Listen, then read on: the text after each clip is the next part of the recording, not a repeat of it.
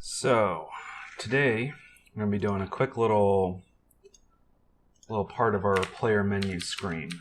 So in the last few parts that have been both live and post commentary, we've put together our screen for equipping items to the player, unlocking and equipping skills, as well as the player's status. But we don't have a way right now to open up and navigate between any of these screens. We've primarily just been, as a method of debugging, just as soon as we open the player menu, going immediately to whatever screen we're currently working with via this onEnable method. So what we kind of want to do is, if I pull up my OneNote here, we want to have something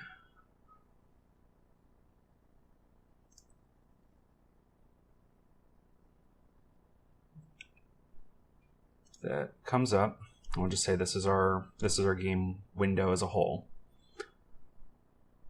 Will pop up, and there will be a set of navigations, and we'll use left trigger, right trigger. Try that again with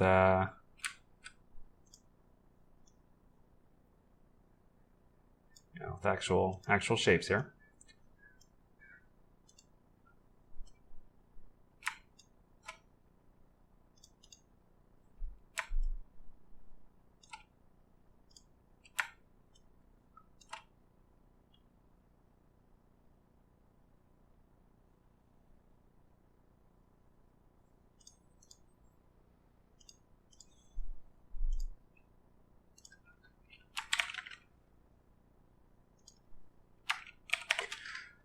We'll have icons representing each of our screens, and we'll use the left trigger and the right trigger to navigate between each screen, which will be in our main viewing area. So, to start with, let's go and take a look at what we have here. So we have our player canvas. Each of these screens occupy full screen real estate.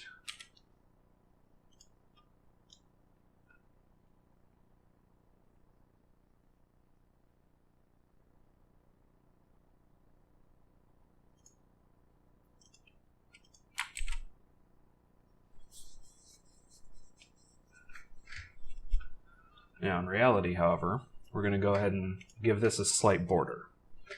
So each of these is set to stretch. We'll pop in about 20 on the left and right, and we'll come up.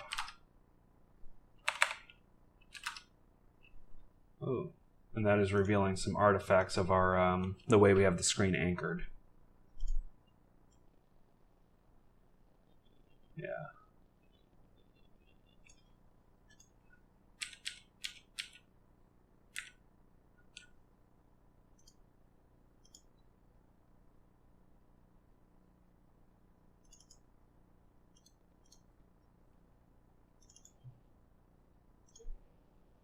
So as we're adding this navigation, this will be the time where we're kind of fixing up a few of our screens. So we have our equip skills window.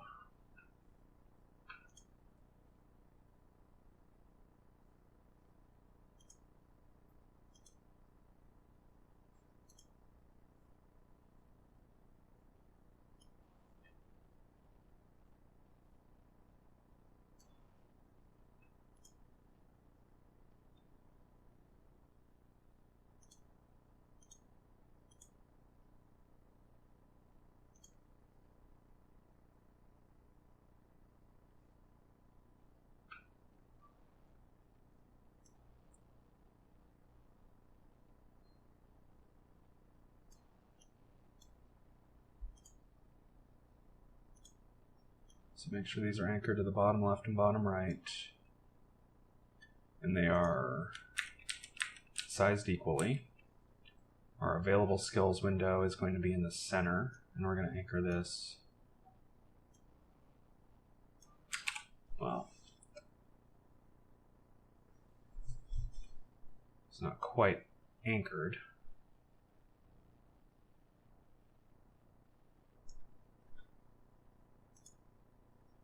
So we'll do a stretch vertical, I think is how this is going to work.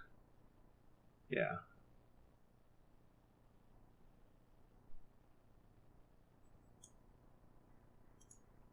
And our skill description needs to be anchored to the top right.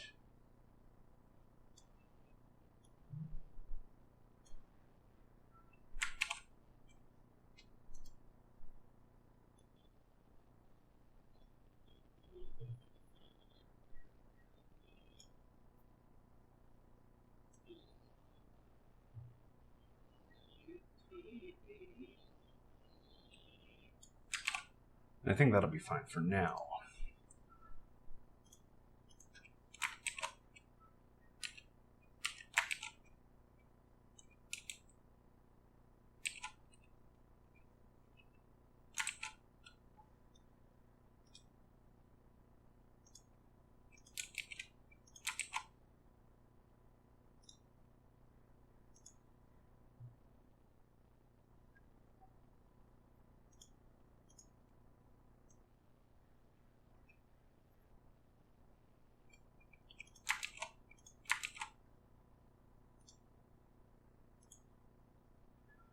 Oh, this one will be a little interesting.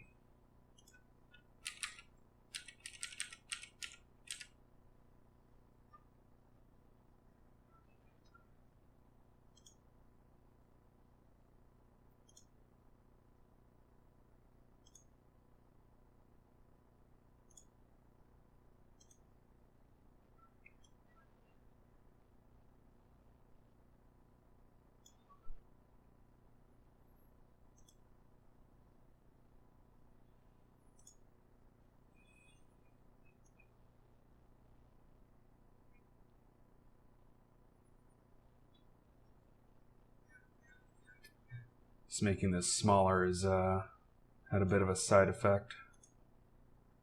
So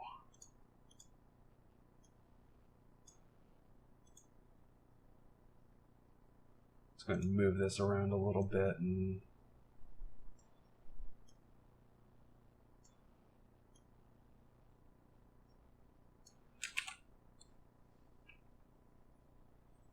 move this around and reform this a touch.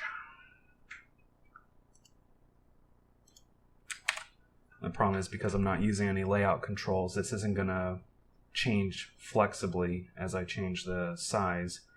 But as long as the aspect ratio stays the same across the board, it should be more or less fine with normal resolutions.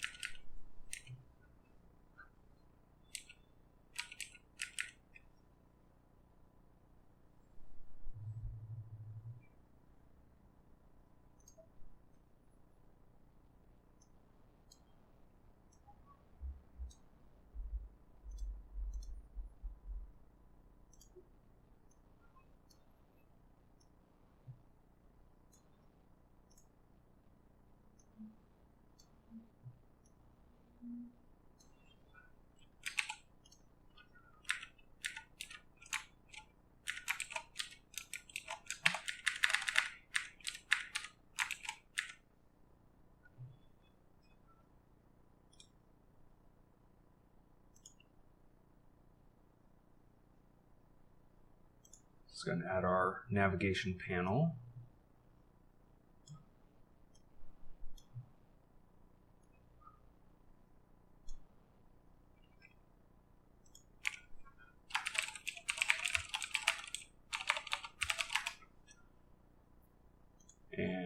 And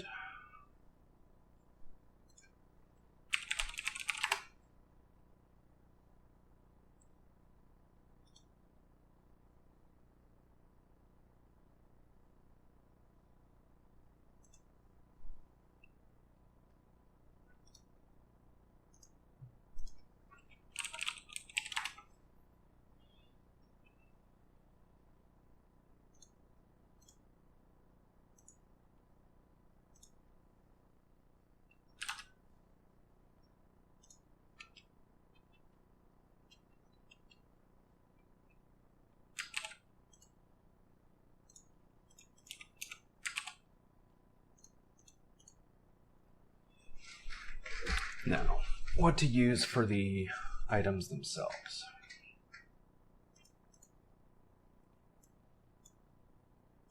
What do I have in the way of images?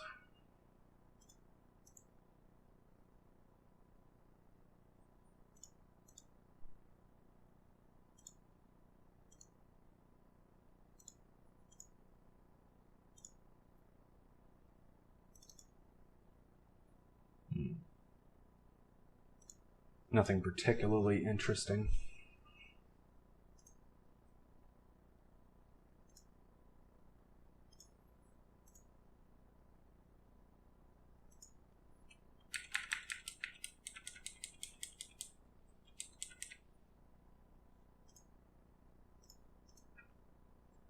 So we'll start off with some text elements and put some abbreviations for its screen it is for now.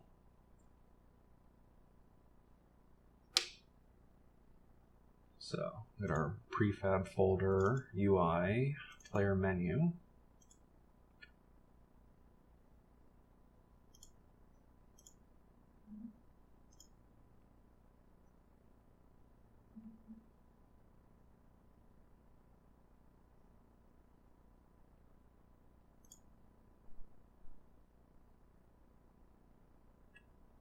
Oh, looks like I've been doubling up on some things.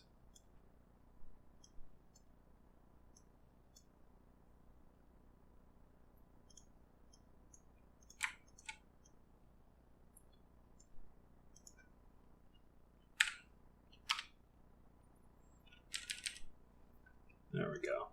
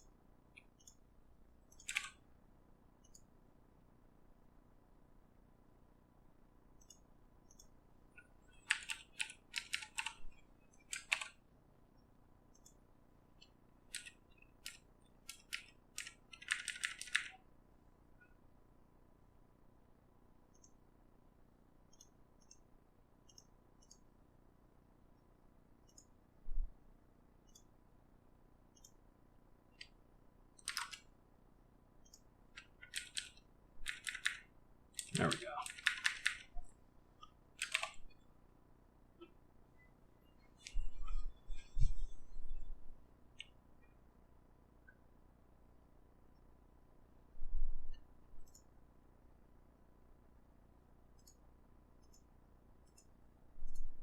Actually,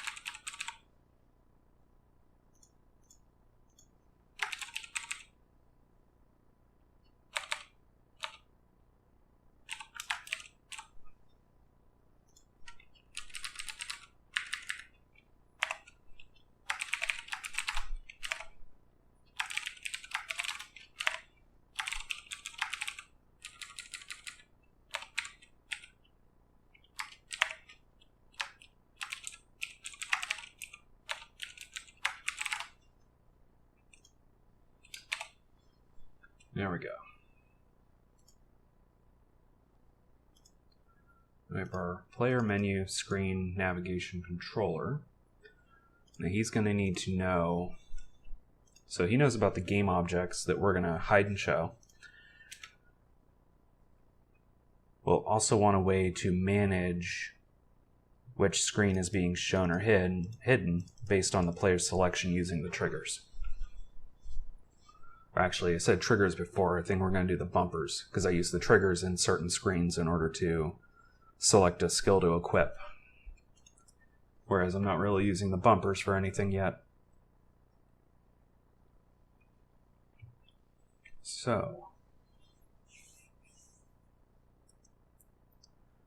yeah, I'm going to do this in the same way I've been doing this before, tracking the selected item and setting it manually.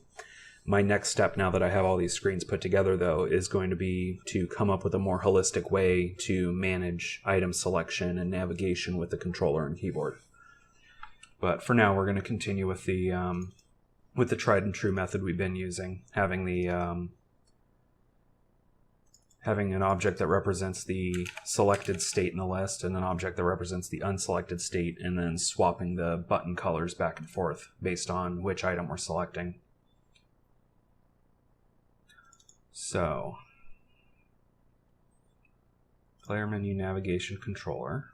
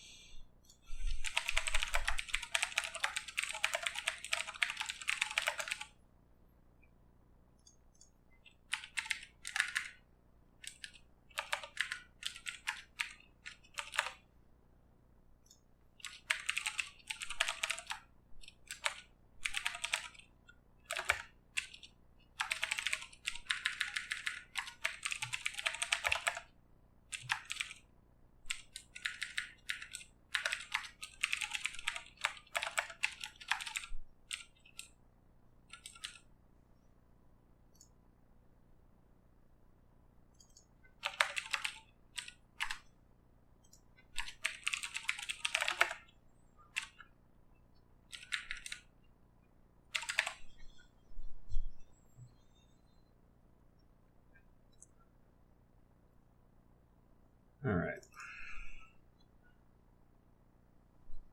When you first start up the screen, we're going to navigate immediately to the status.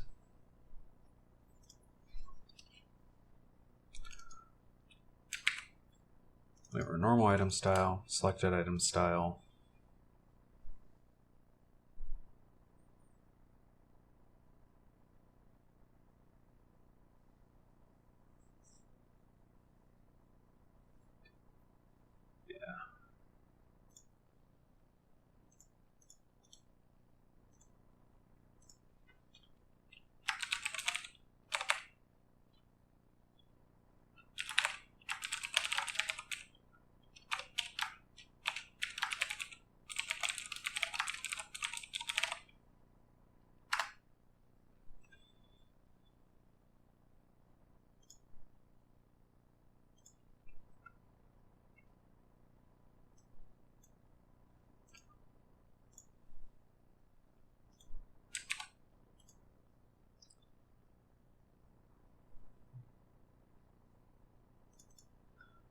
Yeah, I'm going to go ahead and just have a separate controller to handle the navigation bar itself, which will primarily just be responsible for the selected and unselected state. So we're going to go ahead and move these over here. Our current phase we're going to keep track of. And we'll come back to that in a minute. But for right now,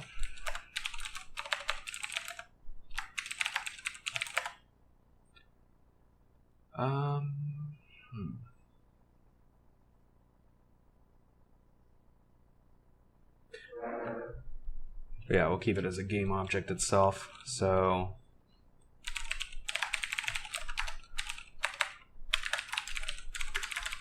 I'm going to have a variable for each one of the buttons on our navigation bar.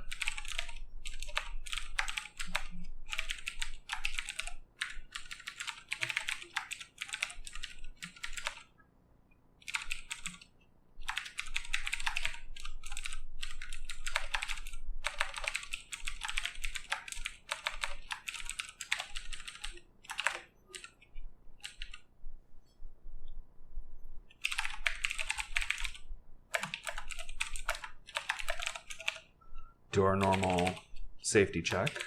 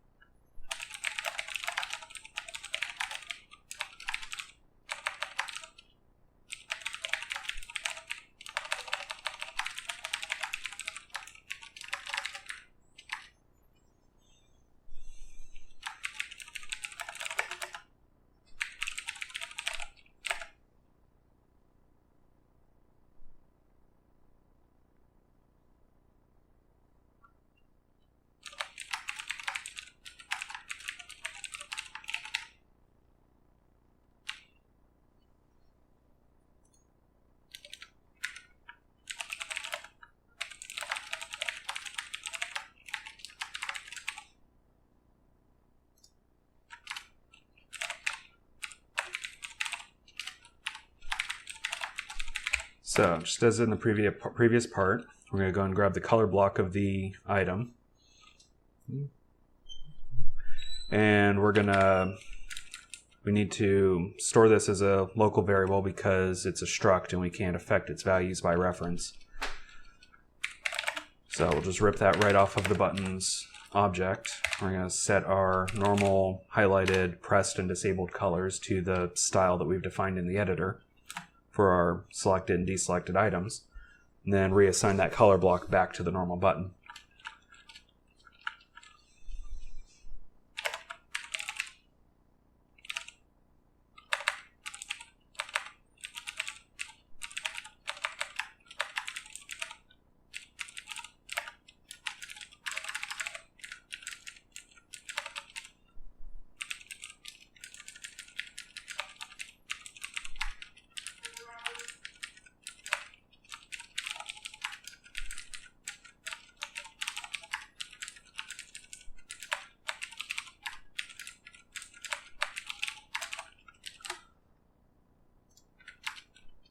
And we'll assign that color block back to the button itself.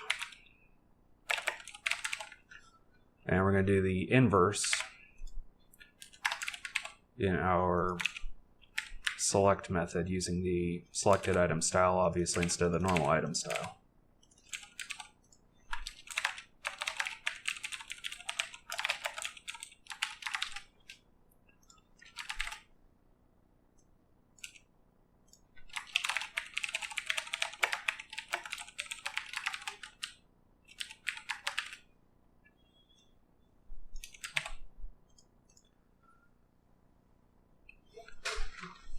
Now, our navigation controller is only going to have access to tell us which icon to select based on the current screen phase.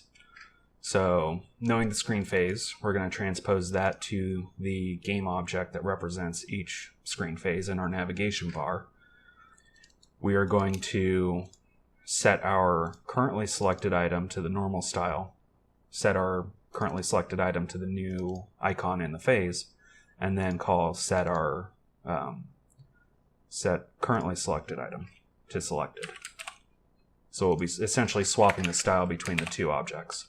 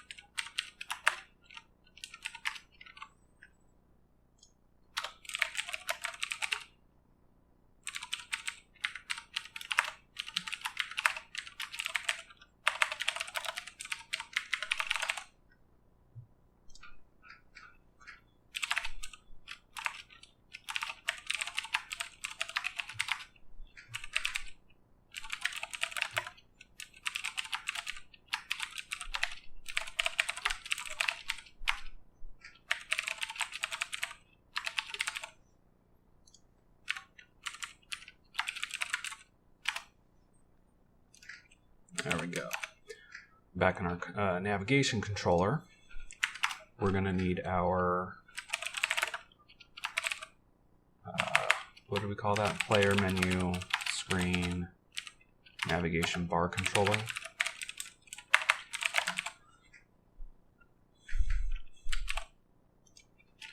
Oh.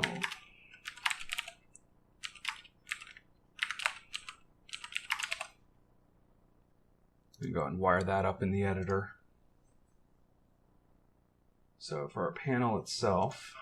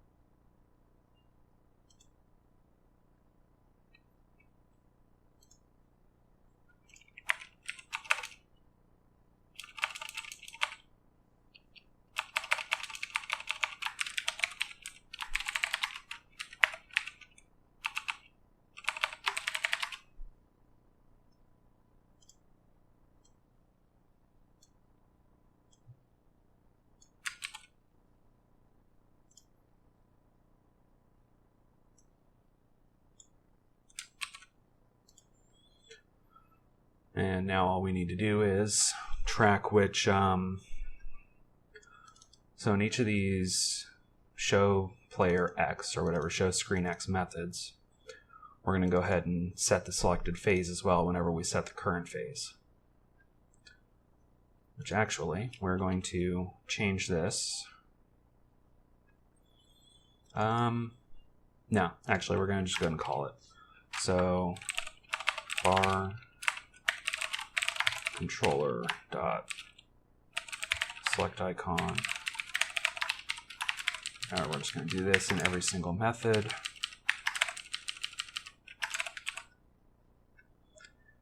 I'm going to add the bar controller to our check here.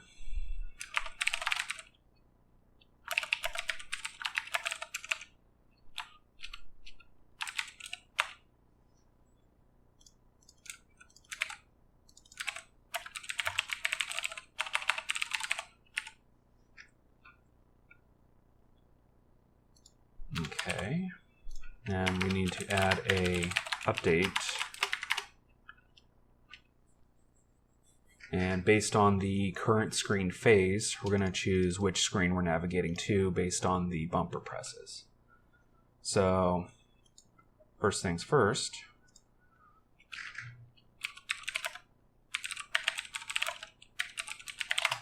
we need our handy Xbox controller map. And we will find out that our bumper is button 4 and button 5. So we need to go ahead and check our input system. See if anywhere in here we are handling for the bumpers, which I'm betting we aren't. A, B, X, Y, button start select, submit cancels. We got our trigger axis. So yeah, we'll bump our count to 25 here. I'm going to go ahead and just copy this from one of our, actually, go back down to 23, and I'm going to go ahead and duplicate that, and duplicate it again, button LB, and we'll grab our button RB. And we said 4 and 5. So 4 for left button, 5 for the right button.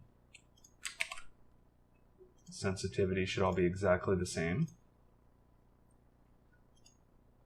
So update if input.get button up.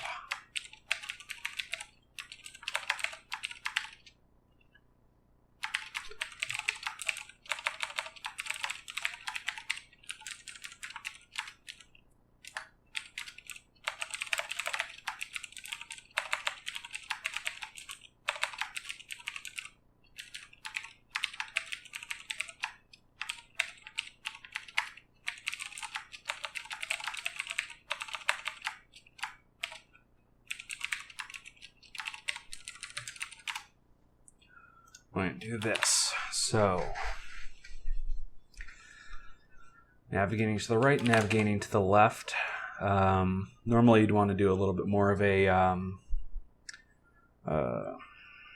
screen order independent way of doing this, but because it's only 4 different navigations and probably not going to even increase further than that, we might have a 5 or a 6 at the most, but and quite frankly, I'm not too worried about,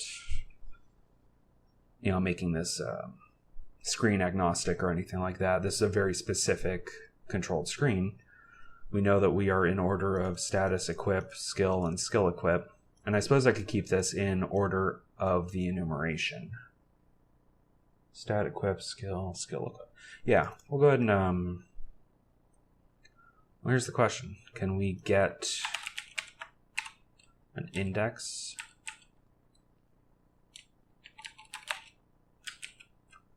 I guess we don't need an index. We know the int value of the current phase, and if they're in order like this, it's going from 0 to 3. So yeah, we just need to increment and decrement from the int value of the phase. So first off, we'll start at left. If navigate left, if current phase is equal to 0, then return. Because current phase, since it's an enum and by default enums are ints, it implicitly casts to an integer type. So if the phase is 0, we're going to return because you can't go further left.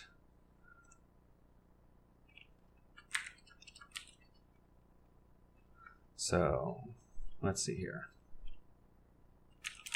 Current phase minus minus. And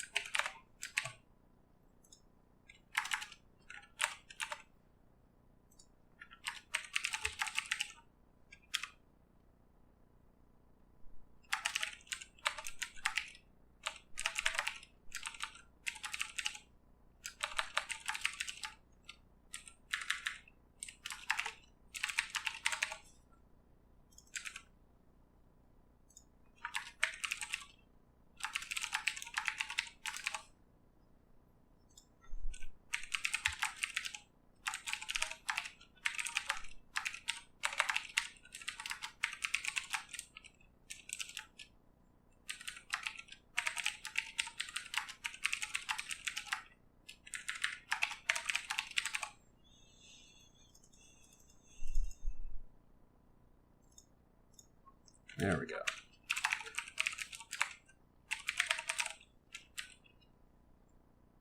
So if the current phase is equal to 3, return.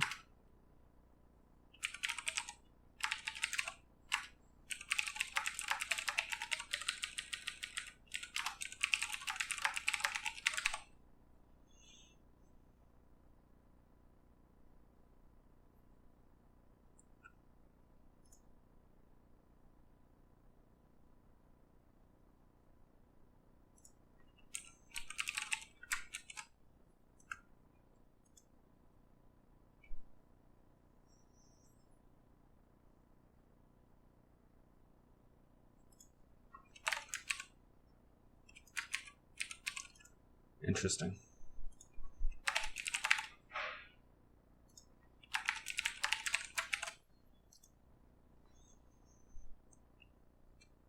So maybe this will work. Let's find out.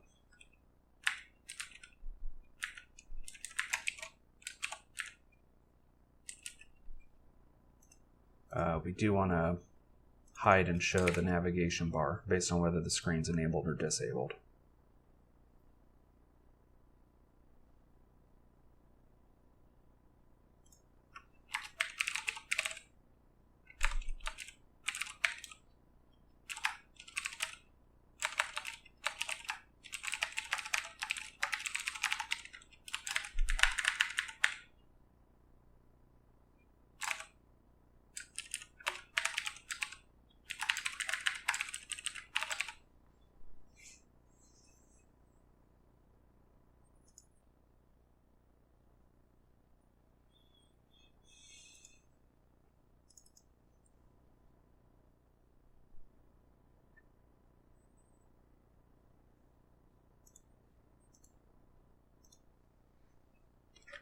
Let's see what happens.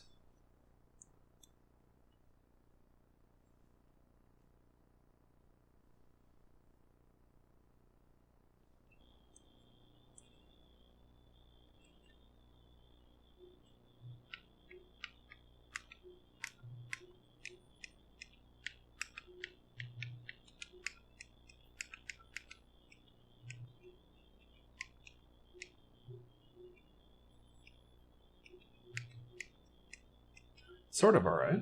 It's doing what we set out to do. It's navigating based on my pressing the bumpers. Focus is not entering the main window. And obviously the equipment screen has some issues as far as the sizing goes. So, one thing at a time. And we threw a bunch of exceptions.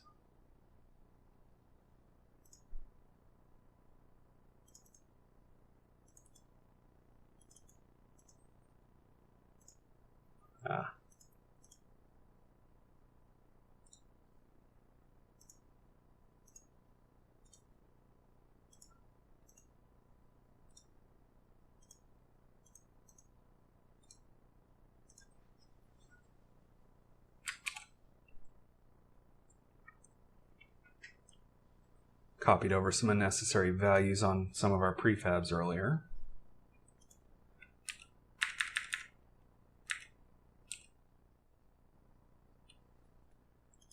So let's see here. I thought that when we were doing these on enabled,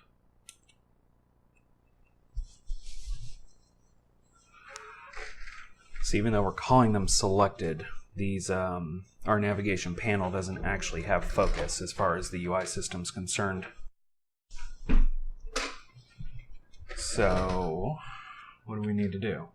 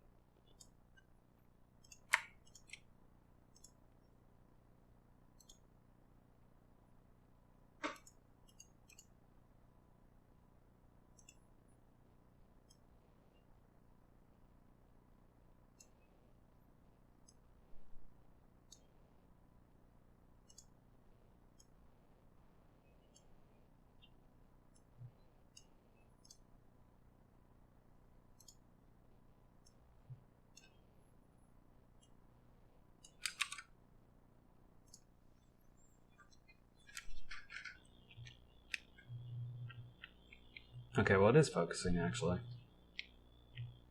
It's because our panel here is accepting inputs. So, as I'd shown off in a previous part, we just need to mark this with a canvas group and make it non-interactable. But this will, I believe, pose its own problem when we go to click it. So if I want to do keyboard navigation, it needs to be interactable. Alright, so now when I'm pressing up, it's staying selected here. But if I was actually to click in here or out of here, not only did I lose focus in this front here, but I caused some other weird issues. Alright, clicking just messes with the navigation as far as any kind of gamepad navigation is concerned. So, the further I'm getting into this navigation system, the more it's becoming much more obvious why so many Unity-based games that I've seen on Steam or anything like that make you choose between using the keyboard and mouse and the gamepad, rather than just naturally switching between the two or allowing both at the same time, because of just the way some of these focus issues occur. It's probably not as much of an issue with the on-GUI system, but that's probably mainly because it's not as, how do I want to phrase this? I guess it's not as featureful as this is, right? Like, this is much closer to a true Windows system than that thing ever was. So these kinds of issues are just naturally going to happen with any UI system. There's always issues. Like, focus is one of those things that's really hard to deal with, especially in this case where you have multiple inputs. But let's see, is there anything else we needed to do for this part? I think that about covers it. Like I said, in one of my next parts here, I'm going to need to sit down and determine a couple things, right? Like how to holistically handle this issue of selection and not selection, navigation focus, switching between keyboard and gamepad, things like that. And I need to rip a lot of this, I need to rip some of this code out of each of these UI screen controllers that deals with those issues. But that's a problem for another day. So thank you for watching, and hope you have a great one. Bye.